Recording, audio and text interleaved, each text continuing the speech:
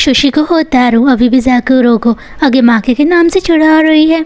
वो उन्हें एक दिन की छुट्टी देती है क्योंकि वे कल ही अपना मिशन पूरा करके लौटे हैं। वो उन दोनों के साथ खेलने के लिए चले जाता है। उसी दिन योशी, नोकाजुरा, सासू की होतारू, हानागिरी, बाम्बोरी और होजुकी मिलकर एक रहस्यमय तलवार की जांच करने के लिए जाते हैं क्योंकि उनका मिशन उस रहस्यमय तलवार की जांच करना है। रास्ते में सभी लोग आदि आत्माओं के बारे में बात कर रहे होते हैं और इसी बातचीत के दौरान वे आया और इकाता की दुकान में पहुंचते हैं जहां वो रहस्यमय तलवार है।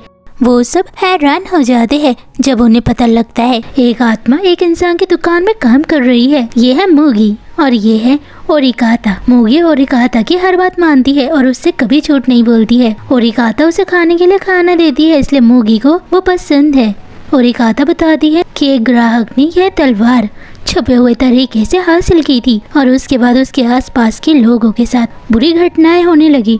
डर के कारण उस ग्राहक ने तलवार उसे दे दी और उसने इसे बेचने से मना कर दिया क्योंकि उसे ये तलवार दिखने में अच्छी लग रही थी। जब ओरिकाता तलवार दिखाती है तो वो अचानक घबराने लगती है। उसकी सांसें तेज हो जाती है। वो तीनों उस ग्राहक को ढूंढने के लिए चले जाते हैं जबकि वो दोनों उस तलवार को यहाँ से ले जाने के लिए रुक जाते हैं। उन्हें लगता है कि तलवार सुशी की होतारू पर असर कर रही है क्योंकि वह चीजों और लोगों के जज्बात महसूस कर सकती है। सुशी को होतारू बताती है आदि आत्माओं को सबसे पहले कुसीमात्सु ही लाई थी। शुरू में उसके पास लड़ने की कोई ताकत नहीं थी लेकिन जब उसकी मुलाकात जाकुरो से हुई तब उसे पता चला कि उसमें आत्मिक शक्ति भी है इसलिए जाकुरो उसके लिए जरूरी है। सुशी की होतारू चीजों को छूने और लोगों की भावनाएं महसूस कर सकती है।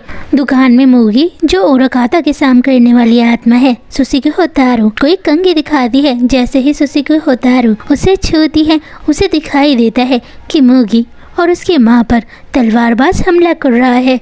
वो समझती है कि मूगी को अपनी माँ की मौत याद नहीं है। वह मूगी से कहती है अगर वह अच्छी बनी रहे तो उसकी माँ जरूर आएगी। वो पूछता है वह यह सब कैसे जानती है। तब वो मान लेती है कि उसने अपनी शक्ति छुपाई थी क्योंकि उसे डर था कि वह क्या सोचेगा। तभी मूगी गलती से तलवार उठाने की कोशिश करती है और गिर जाती है। तलवार सुशी के होतारू के हाथ में आ जाती है और वो देखती है कि तलवारबाज आत्माओं को मार रहा है। वह तलवार से हमला करने लगती है क्योंकि वो किसी भी चीज को छूकर उसमें लोगों की भावनाओं को महसूस कर सकती है। वह तलवार से हमला करने लगती है। तभी ओरिकाता मूगी को बचाने की कोशिश करती है और इसी बीच मूगी को अपनी माँ की मौत याद आ जाती है।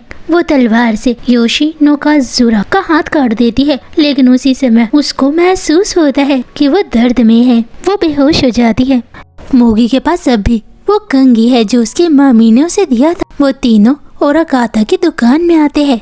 वो बिना कुछ पता लगाए वापस आ जाते हैं। तलवार का असर खत्म हो जाता है और सुशी को होतारू होश में आ जाती है। उसके घायल होने का दोषी वो खुद को मानती है और कहती है वह उसके पार्टनर बनने के काबिल नहीं है। वो उसे समझाता है सुशी को होतारू की ताकत दूसरों के जज्बात महसूस करने की है। वह कम बोलता है लेकिन उसे अच्छा लगता है कि सुशी को होतारू उसके दिल की बात समझती है। यह सुनकर वो रो पड़ती है और कहती है कि उसे उम्मीद है कि वो उसे समझने की कोशिश जरूर करेगा और सभी घर लौट जाते हैं।